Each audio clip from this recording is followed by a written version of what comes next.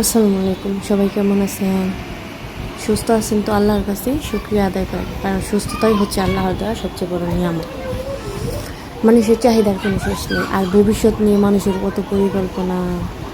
আসলে মৃত্যুই আমাদের ভবিষ্যৎ, মুহূর্তের মধ্যে শেষ হয়ে যেতে পারে আপনার সকল পরিকল্পনা।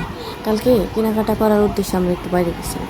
সারাদিন ভালোই কাটলো, ঘোরাফেরা শেষে যখন সন্ধ্যা বাড়ির দিকে রওনা হলাম, তখন আমার চোখের সামনে ঘটে গেল এক দুর্ঘটনা, ভয়ঙ্কর দুর্ঘটনা। আমার নিমেষের মধ্যেই শেষ হয়ে গেল একটি প্রাণ, যা আমি এখনও মেনে নিতে পারছি না। বাসায় আসার পর সারা রাত ঘুমাইতে পারিনি, মানে মাথার মধ্যে খালি এটাই ঘুরতেছে।